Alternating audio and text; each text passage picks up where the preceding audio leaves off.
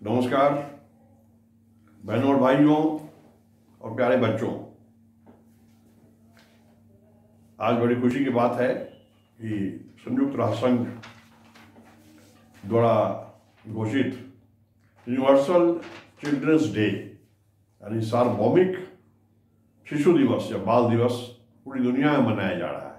आपने 14 नवंबर को देखा था कि चिल्ड्रंस डे राष्ट्रीय बाल दिवस मनाया गया था, लेकिन आज जो ये दिन है 20 नवंबर को यह यूनिवर्सल चिल्ड्रंस डे है। आज हम ये जानने की कोशिश करेंगे कि क्या महत्व है इसका, दुनिया में बालिकाओं की क्या समस्याएं हैं, उनका भविष्य क्या है, इस पर चर्चा होगी। हमारे साथ दो बालक हैं, मेरे दाहिनी ओर शौर्य राय और बाईं ओर सूरज राय हैं। ये लोग भी हमारी बातों को सुनेंगे और इस बात को प्रचारित करेंगे अपने फेसबुक के माध्यम से, दोस्तों के माध्यम से, अपने शिक्षक शिक्षिकाओं के माध्यम से। और मैं जब भूमिका देता हूँ उसके बाद मैं चाहूँगा कि ये लोग प्रश्न भी कुछ पूछें ताकि इन्हें लग सके कि जो इनके दिमाग में बातें थी और जो कौतूहल था उसका समाधान हो सके। तो दूसरी बात यह भी है कि आज छठ पर्व का त्यौहार मनाया जा रहा है। यह त्यौहार लगभग 35 करोड़ लोग मनाते हैं पूरी दुनिया में, खासकर बिहार, झारखंड, पूर्वी उत्तर प्रदेश और सेंट्रल यूपी माने केंद्रीय उत्तर प्रदेश, ये सब में इन सब जगहों में मनाया जाता ही है। और यहाँ के लोग जब भारतवर्ष के लगभग हर एक राज्य में हैं तो वहाँ भी चले गए। हो सकता है संख्या ज़्यादा भी हो, लेकिन 15 करोड़ और लोग जो ज़्यादा बढ़ चढ़ के मतलब 50 करोड़ लोग इसको देखते हैं।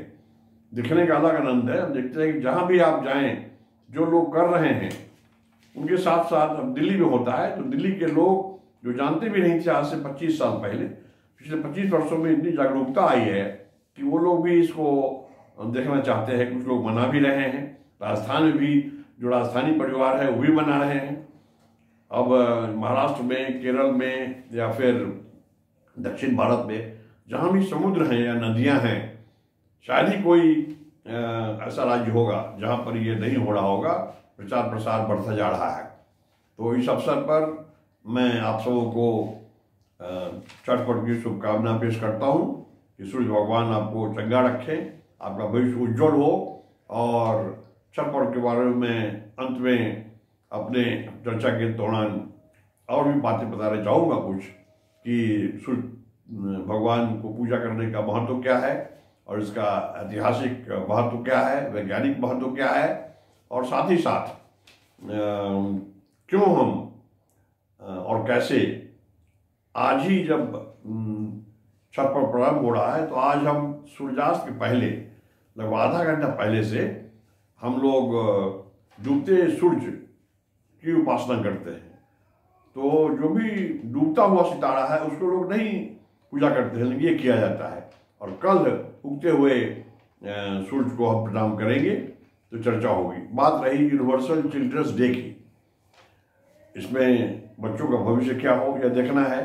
मैं बराबर कहता रहता हूँ कि we have to catch the children young, मतलब जब वो सियाने हो इसके पहले कि उनको इस प्रकार पर शिक्षित किया जाए, प्रबोधित किया जाए कि वो आने वाले समय में पूरी दुनिया को प्रबोधित कर सके, दुनिया को गाइड कर सके, मार्गदर्शित कर सके। यह बड़ा आवश्यक है। मैं जानता हूँ कि मेरी बात दक्षिण भारत में भी जा रही है, विदेशों में जा रही है। जो लोग मेरी भाषा को नहीं समझ रहे हैं वो घबरा रहे हैं कि मैं क्या बोल रहा हूँ। मैं आधे घंटे के बाद मैं इसे दोबारा भी दोहराना चाहूँगा और बच्चों को भी कहूँगा कि जो प्रश्न हमसे हिंदी में पूछेंगे उसको भी अनुवाद कर रहे हैं अंग्रेजी में और उसको भी वो पूछें ताकि कोई दिक्कत न हो और दुनिया भर के लोग समझ सकें, क्योंकि आज यूनिवर्सल चिल्ड्रंस डे है। तो हमें अंग्रेजी के माध्यम से भी और हिंदी के माध्यम से हम समझाएं लोगों को कि क्या महत्व है, किस प्रकार हम आगे बढ़ सकते हैं। तो मैं जब अपनी बात कहूँ उससे अच्छा है कि प्रश्नों की झड़ी लग जाए और मैं घबरा कर उसका उचित उत्तर दे सकूं बिना घबराते हुए। घबरा कर नहीं। तो अब मैं सौरज राय को कहता हूँ कि वो पहला प्रश्न पूछे, एक ये फिर एक पे पूछेंगे। आज यूनिवर्सल चिल्ड्रंस डे है, यानी सार्वभौमिक बाल दिवस, तो आज के हमें क्या क्या करना चाहिए? आज क्या करना चाहिए, बड़ा अच्छा सवाल है ये। एक तो देखना है कि बच्चे क्या क्या स्वीकार कर सके, अच्छा काम कर सके। एक तो उस पर सर्वेक्षण करके याद करना है और अपने दोस्तों को और अपने घर वालों को, अपने जिनसे भी आप नज़दीक हैं उनको बताना चाहिए कि हमने जो सर्वेक्षण किया है उससे हमारा कर्तव्य क्या है, दायित्व क्या है। देखना है कि अगर आपके अलावा आपके पड़ोस में ऐसे बालक हैं जो पढ़ाई नहीं कर रहे हैं, उनके पास साधन नहीं है कि वो पढ़ सके, तो अपने अभिभावकों को, अपने पिता माता परिवार के लोगों को बताएं, कुछ ऐसी व्यवस्था करें कि वो हमारे साथ खेल तो रहा है लेकिन वो पढ़ नहीं पा रहा है। तो यह भी देखना होगा कि दुनिया भर में कैसे सभी बच्चे पढ़ सके, इसका ध्यान देना है। अगर आपकी जो कोई पुरानी किताबें हैं उसको आप फेंकें नहीं, बल्कि उन बच्चों को दान करें। एक तो पहली बात हो गई। दूसरी बात यह भी है कि आप लोगों को यह भी सोचना है कि केवल जो पुराना चिंतन है कि हमें बस इंजीनियरिंग और मेडिकल की तैयारी करनी, IIT की, और 1000 में अगर 2 बच्चों को हो रहा है तो अभी 998 बच्चे इसी प्रयास में है कि मेरा भी हो जाए, और उसके बाद फिर वो डिप्रेशन के शिकार हो जाएं। और कुछ ऐसी संस्थाएं जो राजस्थान में और जहाँ तहाँ चल रही हैं, जिसके शाखाएं भी दिल्ली में हैं, कोचिंग इंस्टीट्यूट, आप स्कूलों में अगर पढ़ाई में लगा रहे हैं साल में 50,000 या 1 लाख रुपया, वहाँ पर आप 5 लाख रुपया खर्च करते हैं, फिर भी आपका नहीं होता है।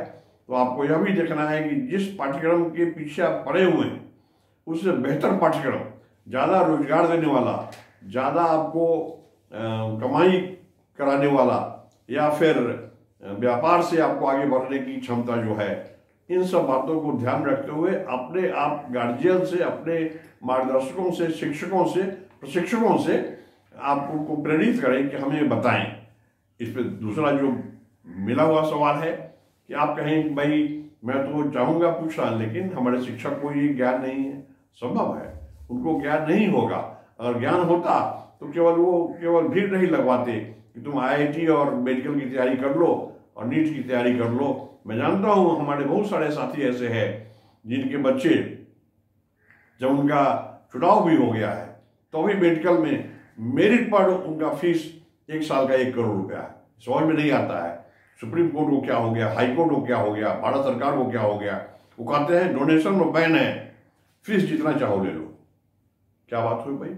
अगर आप 1 रुपया दे रहे हैं तो आपका डोनेशन का तो वो पिता माता क्या, वो पितामह हो गए, उनके ग्रैंडफादर हो गए कि 1 करोड़ फीस है लेकिन भाई डोनेशन नहीं है। डोनेशन उसको कहते हैं कि जरूरत से ज्यादा पैसा लेना। तो इन सब बातों की चर्चा भी होगी। अभी दूसरा प्रश्न सौरज राय पूछे। तो मेरा प्रश्न ये है कि आजकल के स्कूल में जो बच्चे हैं उनको देशभक्ति का ज्ञान क्यों नहीं दिया जाता है? करेक्ट, हाँ, ये बात है। होता क्या है कि स्कूलों में अभिभावक वही चाहते हैं, बच्चों के पेरेंट्स, माता पिता सभी यही चाहते हैं कि भाई कोई ऐसी पढ़ाई करें जिससे कि हमारा बच्चा इतना आगे बढ़ जाए, हमारी बच्ची इतनी आगे बढ़ जाए, नाम कमा ले। तो शिक्षक भी देखते हैं कि साहब उनको पढ़ाएं हम, और जितने विषय हैं उनको कहें कि मैथ पढ़ना है, डोमेस्टिक साइंस पढ़ना है, और अब कंप्यूटर पढ़ना है, हिस्ट्री, ज्योग्राफी, सोशल साइंस से लेकर एनवायरमेंट साइंस तक पढ़ा दिया। बच्चे ओवरलोडेड हो गए, बच्चे परेशान हो गए, उनको ये समझ में नहीं आता है। टेलीविजन देखते जब है तो चैनल बदलना चाहते हैं, उसमें देखते हैं कि साहब बताया जा रहा है कि देशभक्त होना है, प्रधानमंत्री जी बड़ा बोलते हैं देशभक्त है, मैं देशभक्त हूँ, मेरे बच्चे भी देशभक्त हो। समझते नहीं भाई देशभक्ति है क्या। ये तो बच्चे समझते हैं कि हमें तो ज़्यादा विषय का ज्ञान कहा जाता है करने के लिए। तो उससे क्या है कि जो मस्तिष्क है वो लगता है कि मशीन की तरह हो गया है। देखना ही चाहिए कि शिक्षकों को, चाहे उसका मार्क्स नहीं भी जुड़े परीक्षा में, लेकिन अलग से क्लास करके बताना है कि आदमी को इंसान कैसे बनना है, ये देखना है। बच्चे उच्छृंखल न हो, बच्चे ऐसा काम न करें जिससे उनकी बदनामी हो। वो गलत होता है कि अच्छी आदत और बुरी आदत, कोई भी आदमी चाहता है कि बुरी आदत को जल्दी हम समझ लें और बुरी आदतों को अपनाएं, अच्छी आदतों को न अपनाएं। ये इंसान की, मनुष्यों की, आज के जो ह्यूमन बीइंग है उनकी आदत पड़ गई है, ऐसा हो ही नहीं सकता है। तो उसी प्रकार देखना पड़ता है कि क्या क्या जरूरत है, हमें अपने देश से कैसे प्रेम करना है, हमें आपस में भाईचारा कैसे लाना है, अमन शांति कैसे लाना है, दुनिया में भी शांति रहे, शांति फैली रहे, इसके लिए क्या करना है। हमें यह भी ज्ञान देना होगा कि अगर लड़ाई हो रही है तो कारण क्या है। इन सब बातों को भी जो बच्चे 10 साल से ऊपर के हैं, 10 और 20 साल के बीच में, दिमाग को आगे बढ़ाने के लिए और उनकी जो बुद्धि है उसकी क्षमता को बढ़ाने के लिए आवश्यक है कि उन्हें हर बातों का ज्ञान दिया जाए कि भाई अगर कोई पड़ोसी देश लड़ाई कर रहा है तो कारण क्या है, अगर धार्मिक उन्माद हो रहा है या असहिष्णु हो गए हैं तो उसका कारण क्या है। तो फिर आपको लगेगा कि हाँ साहब, हमारा ध्यान और जगह भी जा रहा है और फिर एक ही बात को पढ़ाई पढ़ाई पढ़ाई पढ़ाई का मतलब लगता है जैसे कि चाहे तो वैज्ञानिक पढ़ाई या फिर ऐतिहासिक पढ़ाई या फिर इस तरह की पढ़ाई जिससे नौकरी मिल जाए, या जो परिवार व्यापार में है वो चाहते हैं कि मेरा बेटा अच्छा व्यापारी हो जाए। तो एक साथ इन्हीं बातों को सुनने के अलावा यह भी जरूरी है कि विषयांतर के लिए भी कम से कम, अगर आप राष्ट्रीय महत्व को कोई वजूद नहीं देना चाहते हैं, फिर भी ये आपकी जिम्मेवारी बनती है कि एक ही बात को सोचने से अच्छा है कि कम से कम बीच में यह भी तो सोचे कि देश प्रेम क्या है, हमें राष्ट्रीयता क्या है, भारतीयता क्या है। इन सब बातों को चाहिए कि शिक्षकों का प्रशिक्षण हो। हमारे शिक्षक शिक्षिकाएं भी हर बात को नहीं जानते हैं, क्योंकि वो भी उसी शिक्षा नीति के प्रोडक्ट हैं और उसी शिक्षा नीति के माध्यम से ऊपर के आए हैं। तो पढ़ाने में तो उनका ज्ञान हो सकता है, लेकिन वो अपने से बेहतर नागरिक बना सकें बच्चों को, यह उनकी जिम्मेवारी है और उन्हें भी बताना चाहिए। वह ड्यूटी सरकार की है, स्कूल प्रबंधन की है। तो ये सब बातें हैं। अगला, विद्यार्थियों के उचित मार्गदर्शन के लिए क्या शिक्षक एवं शिक्षिकाओं का प्रशिक्षण समय समय पर होना चाहिए? प्रशिक्षण कहने का मतलब ये कि ये ठीक बात है, उसमें देखना ही पड़ेगा कि अगर बच्चे चाहते हैं कुछ हमें और भी ज्ञान हो नई बातों का और शिक्षक से क्या वही है, तो ऐसा संभव नहीं कि उनको हटा दिया जाए। पीरियोडिकली, समय समय पर, हर 6 महीना पर, हर 3 महीने पर 1 दिन का प्रशिक्षण होना चाहिए, 2 दिन का, क्योंकि वो तो पूरे पढ़े लिखे लोग हैं, उनको कोई नया ज्ञान नहीं प्राप्त करना है। उनको दिमाग परिपक्व है, केवल यह देखना है कि हम भटक तो नहीं गए थे, हम बच्चों पर प्रेशर डाल रहे हैं कि वो ऐसी तैयारी करो कि 100 में 99 नंबर आवे, वो तो बात है। लेकिन उसमें अगर 99 के बदला 98 भी आएगा वो मंजूर है। लेकिन बच्चों को एक सफल नागरिक बनाना है, इसके लिए कैसे बच्चों को मार्गदर्शित करना है इसका ज्ञान उनको होना चाहिए। तो शिक्षक शिक्षिकाओं का जो प्रशिक्षण है उसे हम कहते हैं ट्रेनिंग ऑफ ट्रेनर्स। जो प्रशिक्षक या प्रशिक्षिकाएं हैं उनका भी प्रशिक्षण होना चाहिए ताकि वो भी समझ लें कि क्या क्या संभावना है उनको क्या सब नया ज्ञान प्राप्त करना है ताकि वो बेहतर प्रशिक्षक हो सके और उनके माध्यम से जो बच्चे हैं वो भी समझ पाए। और यू तो मेरे एक प्रश्न था, आपने मुझसे एक बारी बात की थी कि हमें छोटे बच्चों को ज्ञान देना चाहिए ताकि वो अपने बड़ों को शिक्षित करें, तो ये कैसे संभव है? हम कई बार हम कह चुके हैं और पिछले बार भी हमने कहा था, हमने कहा था कि we have to catch the children young. मतलब आज से लगभग 50-51 साल पहले हमने एक नारा दिया था और लोगों ने काफ़ी हंसी उड़ाई थी इसकी, क्योंकि उस समय हमारी उम्र भी बहुत कम थी। तो मैं लगभग 19 साल का था और मैं इंजीनियरिंग कॉलेज में पढ़ रहा था। तो मैंने कहा था कि कैच देम यंग, इतना ही कहा था। कैच द चिल्ड्रन यंग तो बाद में जोड़ा।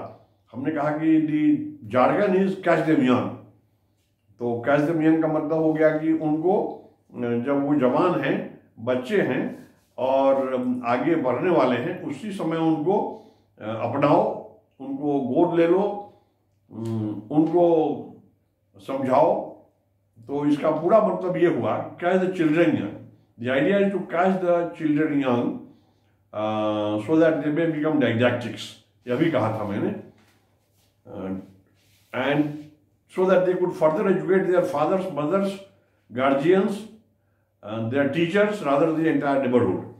हिंदी में बताता हूँ, मैंने ये कहा था कि हमें बच्चों को गोद इसलिए लेना है, अपनाना इसलिए है कि वो बाद में अपने माताओं, पिताओं, अभिभावकों, शिक्षक, शिक्षिकाओं और अपने पड़ोसी में जितने लोग हैं, उनके साथी सभी को वो प्रबोधित कर सके, गाइड कर सके, मार्गदर्शित कर सके, उन्हें काउंसलिंग दे सके। तो बड़ा अजीब वही लगता है बात कि अगर ये दोनों बच्चे हैं, अभी हमें ये मार्गदर्शन दें तो घर वाले लोग बिगड़ जाएंगे। भाई पूरी जिंदगी बीत गई त्रिवेदी जी की सब गाइड करते हुए, अब तुम क्या मार खा बन रहे हो, गाइड करोगे नहीं, ये कर सकते हैं। यही मैं कहना चाहता हूँ। शुरू में मैं कहना भूल गया था कि मेरा नाम डॉक्टर प्रिय रंजन त्रिवेदी है और मैं नई दिल्ली से बातें कर रहा हूँ आपसे। इसमें बात ये हुई कि आप ये बच्चे कर सकते हैं, हमें गाइड कर सकते हैं। कैसे? उदाहरण बड़ा सिंपल है कि बच्चों की बड़ी भूमिका है। अगर वो ज्ञान प्राप्त कर लेते हैं कि हमें सफल नागरिक कैसे बनना है, हमारी बुरी आदतें क्या है, हमारी अच्छी आदतें क्या है, हमारा दायित्व क्या है दुनिया के प्रति और भारत के प्रति और अपने परिवार के लोगों के प्रति, अपने समाज के लोगों के प्रति, अपने शिक्षक शिक्षिकाओं के प्रति और हमारे जो साथी हैं, इन बच्चों के जो क्लासमेट्स हैं, दोस्त हैं, मित्र हैं, उनके प्रति क्या होनी चाहिए, इसका ज्ञान प्राप्त होने के बाद फिर ये पीछे मुड़ के देखेंगे कि घर में ही प्रयोग क्यों नहीं करें। अगर मेरी कोई बुरी आदत है, बहुत लोगों को होती है, कुछ लोग नशा करते हैं, कुछ लोग धूमपान करते हैं, कुछ लोग ज़्यादा झगड़ा करते हैं, कुछ लोग बेईमानी करते हैं। अगर मैं ऐसा कुछ करता हूँ और मेरे दोस्त को आए कहें, या मेरी उम्र के लोग जो हमारे दोस्त नहीं भी हैं, आम नागरिक हैं, तो मैं कहूँगा कि क्या इसका वैल्यू है, तो इस कान से सुनेंगे, उस कान से निकाल देंगे। लेकिन अगर ये बच्चे या दूसरे बच्चे हमारे पास आए, बोलें कि नहीं दादाजी ऐसा है कि ये तो बहुत गलत बात है, ऐसा नहीं करना चाहिए आपको, इससे स्वास्थ्य पर असर पड़ेगा, आपका धन का भी नाश होगा और स्वास्थ्य भी खराब होगा, और फिर हम लोग भी इसको अपनाने वाले हैं बहुत जल्द, तो मैं घबरा जाऊंगा। हम देखिए तीनों बात ऐसा माकूल बताया है कि लगता है जैसे गाल में थप्पड़ है और एक गाल में, दोनों गाल में थप्पड़ कोई मार रहा है। मैं तुरंत रात पर सोचूंगा और मैं उसको कहूँगा कि भाई तुमने बड़ा माकूल बातें कही हैं और मैं ऐसी गलती अब नहीं करने वाला हूँ। तो कहने का मतलब ये है कि the idea is to catch them young का मतलब यही हुआ। और जी बस इतने ही सवाल थे और आपके मार्गदर्शन के लिए बहुत बहुत शुक्रिया। मेरे एक सवाल था कि आजकल के हमारे जैसे बच्चे, उनको पता नहीं कि जब स्कूल पूरा होने के बाद वो आगे अपने जीवन में क्या करें, क्या क्या पढ़ना चाहिए, उनको जीवन में क्या बनना चाहिए। तो आपसे मुझे पूछना था ये बात बहुत जरूरी है, यह बड़ा आवश्यक है कि किस प्रकार हमें आगे काम करना चाहिए। उदाहरण के लिए बच्चे आगे क्या पढ़ना है, यही पूछ रहा था ना। ये बड़ा आवश्यक है। होना क्या चाहिए कि स्कूलों में या फिर कॉलेजेस में या घर पे लोगों का सामान्य ज्ञान बढ़ना चाहिए कि कितने वोकेशंस हैं, कितने तरह की पढ़ाई संभव है और किस पढ़ाई की संभावना। भारत सरकार की जो वाणी बनती है कि उसका एक लिस्ट जारी करें और वो कहें कि साहब ये सब संभव है। पहला तो ये होना चाहिए कि बच्चों को वो लिस्ट दिखा दिया और पूछा कि उस लिस्ट को भूल भी जाओ, तुम्हारी अपनी मंशा क्या है। कोई कहे कि नहीं हमें फोटोग्राफी का बहुत बड़ा शौक है, या कोई कहे कि साहब हमें म्यूजिक का है शौक, हमें स्पोर्ट्स का शौक है, या फिर हमें बिजनेस करने की बात है। कोई कहे कि नहीं साहब मैं कुछ भी कर लूँगा, लेकिन मैं चाहता हूँ कि मेरे परिवार की आर्थिक स्थिति सुधर जाए और काम अच्छा हो, कोई अनएथिकल काम नहीं हो, कोई गलत काम ना हो, तो क्या संभव है। कोई कहे कि नहीं मैं चाहता हूँ नौकरी करना और हमें कम से कम महीने में 2 से 2.5 लाख रुपया हमारी सैलरी होनी चाहिए और हमारा क्षेत्र जो है आईटी इंफॉर्मेशन टेक्नोलॉजी है। या कोई कहे कि नहीं साहब मैं डॉक्टर तो नहीं बनना चाहता, लेकिन मेरी इच्छा है कि मैं बैंक से लोन लेकर के एक अस्पताल खोलूं और उस अस्पताल में जितने भी महत्वपूर्ण ऐसे डॉक्टर्स हैं, चिकित्सक हैं, उनको मैं रजिस्टर करूं, वो आए और पार्ट टाइम काम करें हॉस्पिटल में। इस प्रकार का इलाज हो कि वो जल्द से जल्द लोग चंगे हो सकें और पैसा भी कम लगे। चाहे उसके लिए कोई भी थेरापी, चाहे होम्योपैथी से इलाज हो, एलोपैथी से हो, यूनानी से हो, सिद्धा से हो, या योगा से हो, या फिर एक्यूपंक्चर से हो, एक्यूप्रेशर से हो, जितना भी टेक्निक है उससे हो, लेकिन ठीक हो जाए। तो सभी का इंतजाम करना पड़ेगा, उसके लिए डॉक्टर होना जरूरी नहीं है। तो अब देखना ये पड़ेगा कि कैसे संभव है। जो भी काम करना है, मान लीजिए कि आप कहीं हॉस्पिटल में हमको खोलना है, उसके लिए आप ग्रेजुएशन कर लें, चाहे आर्ट्स से करें, साइंस से करें, कुछ भी कर लें, सिंपल ग्रेजुएट, नो ऑनर्स, और उसके बाद आप MBA health care and hospital administration, MBA hospital management कर लें आप। आपको पता चल जाएगा कि कितने विभाग होते हैं, क्या होता है, और आपकी रुचि ज़्यादा रहेगी उसके प्रबंधन में, प्रशासन में, कि फाइनेंस क्या है, रूम सर्विस क्या है, सफाई क्या है, हाउसकीपिंग क्या है, मैन पावर मैनेजमेंट क्या है। यही अगर कोई डॉक्टर बाद में ये कोर्स करता है तो उसका ध्यान दोनों जगह बटा रहेगा कि लोगों को ठीक भी करने में, आपका काम है व्यवस्था ठीक करें, क्योंकि ठीक तो आपको करने आता नहीं है, आपने मेडिकल पढ़ी नहीं है। तो उपाय बहुत है। कोई कहे कि नहीं साहब मैं ब्यूटी पार्लर खोलना चाहता हूँ, मैं सैलून खोलना चाहता हूँ। इस बात का केवल इच्छा से नहीं, उसके लिए चाहिए कि अगर यह बात आपने कही तो आपके शिक्षक शिक्षिकाओं या जो काउंसलर्स हैं उनकी ड्यूटी है कि आपके सुझावानुसार वो 1 हफ्ते का समय ले लें, समय लेकर के वो आगे बताएं कि इसका स्कोप है कि नहीं है, कितना स्कोप है, ये जो बिजनेस कर रहे हो उसका दिल्ली में, बम्बई में क्या स्कोप है, नहीं है। कोई कहेगा हम फिल्म में जाना चाहते हैं, बहुत संभावनाएं होना ही चाहिए कि एक नहीं कम से कम 100 हीरो होने चाहिए, ताकि लोग कह रहे हैं कि अब 20 करोड़ ले रहे हैं या 10 करोड़ ले रहे हैं। नहीं, मैं समझता हूं कि एक फिल्म में काम करने का 10 लाख से ज्यादा नहीं होना चाहिए रेट, और जो लोग जितना कम लेगा यह भी उस बात का इंतजार करना है कि सबसे महत्वपूर्ण जो हमारे हीरो हैं वो जितना कम पैसा लेंगे उनको ज्यादा पसंद किया जाना चाहिए। ये नहीं कि साहब वो आजकल 100 करोड़ ले रहा है सबसे अच्छा है, ऐसा नहीं। तो बहुत सारे ऐसे वोकेशंस हैं, भारत सरकार और दुनिया की हर एक सरकारों की जिम्मेवारी है कि वोकेशंस की संख्या बढ़ाई जाए, पेशों की संख्या बढ़ाई जाए। जब पेशा बढ़ जाएगा तो फिर नौकरियां भी ज़्यादा मिलेंगी। अंत में मैंने कहा था, अभी समाप्त करने के पहले 2 मिनट हम लोग और समझ लें, मैंने कहा था कि हमें सूर्य भगवान की पूजा हम करते हैं और आज छठ है। आज जो है जो सायंकाल में सूर्यास्त के पहले हम प्रणाम करेंगे सूर्य भगवान को, और कल सुबह हम सूर्योदय के आधा घंटा पहले से भगवान को याद करेंगे, सूर्य भगवान को। और सूर्योदय होने के बाद जो जहाँ पर आजकल कोरोना के चलते जितने भी घाट हैं या जितने पोखरे हैं उस पर जाना की मनाही है, तो उसके लिए अगर आपके घर में भी कोई इस तरह का पानी का व्यवस्था की गई है, कोई टब में या गड्ढा कर दिया है या अपने खेत में, तो वहाँ पर आप इसको करें और करने के बाद प्रसाद को चढ़ाएं और फिर उसका ग्रहण करें। अब इसमें देखना है कि रामायण और महाभारत में भी इसकी चर्चा है।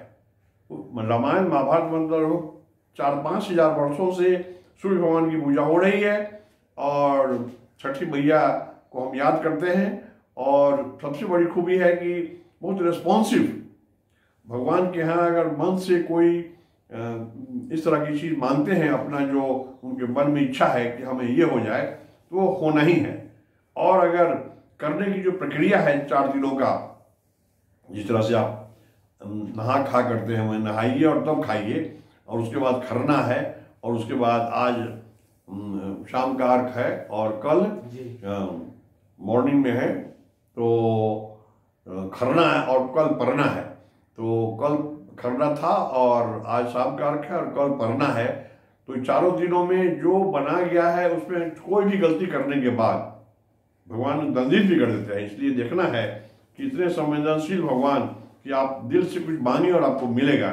इसलिए आज जहाँ भी आप हैं, और अगर आप नहीं जा सकते हैं, अपने घर के बाहर निकल के घर के छत पे जा करके आप जो सूर्यास्त के समय भगवान को याद करें, सूर्य भगवान को, और उससे आपको आगे प्रतिष्ठा मिलेगी, आपका काम आगे होगा, आपका भविष्य उज्जवल होगा। इन्हीं शब्दों के साथ यूनिवर्सल चिल्ड्रंस डे, सार्वभौमिक बाल दिवस के अवसर पर मैं बच्चों को विश्वास दिलाता हूँ कि उनको जब भविष्य के लिए हम लोग काम करते रहेंगे। धन्यवाद। जय हिंद।